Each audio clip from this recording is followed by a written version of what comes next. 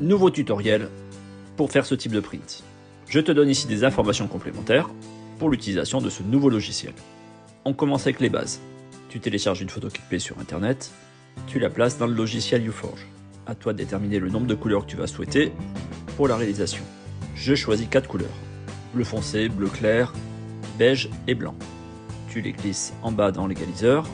En premier le bleu, bleu ciel, beige et blanc. Une notion qui est importante, c'est celle de la transparence. Tu vois, il y a des chiffres en face de chaque couleur. Plus le chiffre est haut, plus ta couleur est translucide.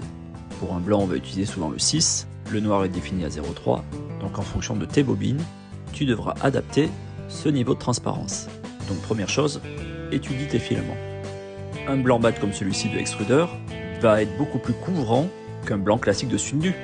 Le translucide sera plus de 6, mais plutôt de 3, 4. Donc tu as compris, c'est en faisant des tests que tu auras une meilleure maîtrise des couleurs. C'est pour ça que l'éditeur a créé un objet que tu pourras imprimer, qu'il a nommé le Filascope.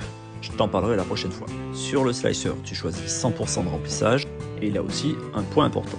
Tu seras d'accord avec moi que la hauteur de couche, si elle est en 0,08 ou 0,16, aura une influence quand tu passeras d'une couleur à une autre. Ce sera alors à prendre en compte dès le début du logiciel. Idem pour la taille de ton STL. Je te montrerai ça dans une petite vidéo.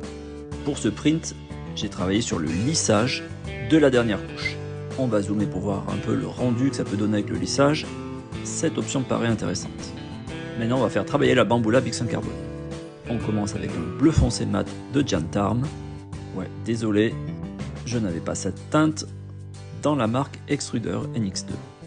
Sinon, bien sûr, je l'aurais fait. On a enchaîné par le bleu ciel d'Extruder, puis un beige, et on finit par le blanc. Toujours en mat, référence NX2. Cette fois-ci, j'ai choisi une plaque en carbone. Et allez, on sort tout ça du four. Il était temps. La pièce était prête à se décoller avec un début de warping. Regarde-moi le résultat. Franchement, c'est bluffant. Ouais, je dis souvent ça, mais je trouve ça dingue de pouvoir faire ces superpositions et faire des prints de ce type de qualité. Allez, petit rappel, ce logiciel s'appelle UForge. Qu'on soit d'accord, j'ai rien à y gagner.